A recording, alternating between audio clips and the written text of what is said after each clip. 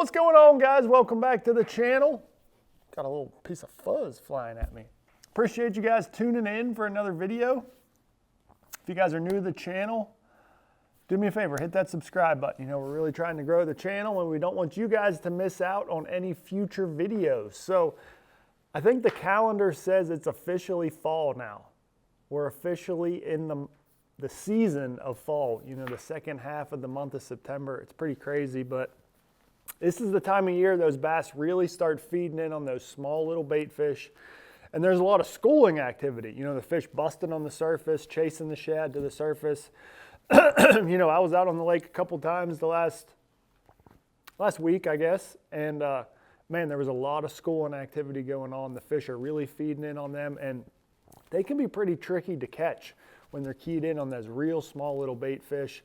But I figured out this little rig, this little bait hack right here I'm gonna bring you and kind of show you, you know, what I've been doing that'll help you catch those fish that are really tricky to catch feeding in on those small bait fish. So it's taking a bait that you see me use all over the country all year long, just kind of rigging it up a little bit different, adding a few little hacks here and there, and it catches them. So I'm gonna show you guys some juice here. So y'all stay tuned and make sure that you check it out and let me know what you think in the comments below.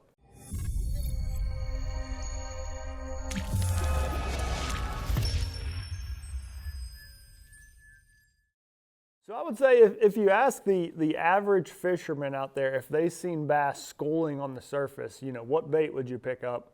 I would say a big topwater. Yeah, like a big topwater bait would probably be their #1 pick, you know, because obviously the fish are feeding on the surface. You see them boil on the top, blow up on the top. So throwing a topwater over there, you know, it only makes sense to throw a big topwater at those fish that are feeding on the surface. And that can be a great way to catch them, don't get me wrong. But my success with the topwater is generally more at fish that aren't schooled, that you don't see on the surface, that, you know, come out of nowhere and crush a topwater. That's typically when I pick up a topwater. For me, when I'm targeting schooling fish that are chasing real small little bait fish up to the surface and they're exploding on them, I want a small bait that will get subsurface that looks exactly like those little bait fish you're feeding. So, you know, I'm going with a small little swimmer, you know, a fluke style bait, soft plastic jerk bait. The smaller the better. And I kind of stumbled onto this rig. You know, I've thrown similar things before. And, you know, this is kind of a setup that, you know, I've done before with bigger baits, different baits. But this right here, this setup really shined for me the other day out on the lake. And that's just taking this guy. This is the Yamamoto Scope Shad in the green gizzard color. I mean, that color right there is exactly what the bait fish look like right now. So that's why I picked up this guy. I mean, they got a little bit of a green back and just shiny chrome belly. So they just, this color is just very natural looking. It looks exactly like those shad that they're feeding in on. And really, you know, when I'm targeting these schooling fish, I want a bait that looks like one that they come up and injured and didn't quite eat, and he's just kind of fluttering away from the rest of the pack. And that's why they're going to choose my bait over the rest of all the live shad that they're actually chasing. So that's why I stumbled onto this bait right here. You know, this is a bait you see me throw on the jig head minnow all the time. You know, that's my Damiki rig bait, shaking a minnow. I throw him everywhere.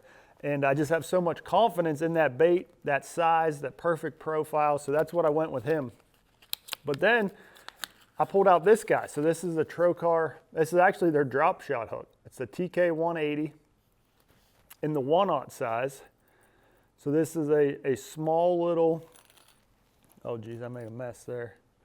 Straight shank drop shot hook like that. See, it's got a good keeper on there. It holds the bait on. And now, you know, typically you would kind of, you know, Texas rig your worm style bait on here, but we're gonna do things a little different. So we're gonna just thread him straight down the back, okay? Try and get him as straight as possible and just poke that hook out the back like that. Okay, let me grab my trusty super glue. You got to use super glue all the time. It just makes your baits last longer. So I'm going to put a little super glue on the keeper, and that's going to really glue this bait onto that bait keeper so he lasts longer and you can catch more fish without having to re-rig baits. That's what I'm all about, efficiency, and that's what the super glue does for me, is it'll keep him on that keeper a lot longer. So that right there, I mean, that's a perfect little minnow imitating bait right there. But the problem, if there's any problem with this setup just like this, is the scope shads float. This is made of a floating plastic, so this guy would not sink. All you have is the weight of the hook. So a couple things. Obviously, it's going to float like I just said, but two, it's pretty hard to cast this little guy because there's no weight to him. So that's when the good old nail weight comes in. You guys see me use these all the time. I love using nail weights because you can get creative with what you do here. And I'm just going to take a nail weight and put it right into the belly of this scope shad. So start him. I try and keep him, you know, as horizontal as possible. You know, you kind of want them running parallel with the shank of that hook. You don't want them to go straight up in or at an angle. You know, the flatter the better, because it spreads that weight out across the bait a little bit more. So let's get him in there. Okay. So now essentially you can kind of see him in there. You see that nail weight in there? You see how he's horizontal? You know, you want him running with the hook like that. And I like that weight, you know, in that belly right there. So it's basically a belly weighted soft plastic jerkbait now. You know, you got your little profile of the scope shad. Now he's weighted. I mean, this is 3/32 of an ounce. You know, the weight of your hook's a little bit. So, you know, you're probably up to about 1/8 of an ounce, I would say, total weight now. So you can cast him a little bit better. You know, you can really whip these little baits pretty good. You know, obviously this little guy is going to be on a spinning rod technique. You're going to have to throw him on a spinning rod. He's just real small and light. But you can whip this out to where those fish are schooling now. And if you just let it fall on a slack line, he falls horizontal like this. Then when you twitch him, that's when he starts dancing and darting. And basically you can fish this bait. You can just cast it out and just let it sink and kind of slow twitch it. Or you can cast it out right where they're schooling and twitch it and play keep away and try and get away from them and just let them dance and dart on the top of the surface. But you know, this little profile is just perfect for catching those little bit, you know, those schooling fish that are a little bit harder to catch with the bigger baits. So that guy right there is a fish catcher. You got to try this guy if you haven't already, and this kind of little setup. Now you could do this with any sort of, you know, minnow style bait. You know, the trend lately has been the bigger minnows, you know, minnow style baits for you know, your Damiki rigging and jig head minnow and stuff.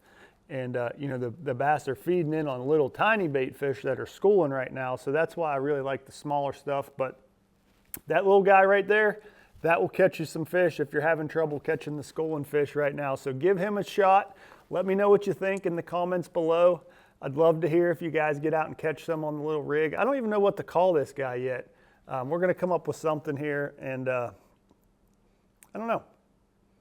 We'll come up with something to call this little guy, and yeah, if you got any name suggestions, make sure you drop it in the comments below as well. But cool little rig, definitely help you catch some more bass, and that's what the channel is all about. So hopefully you guys learned something. Appreciate you tuning in as always, and we'll see you guys next time.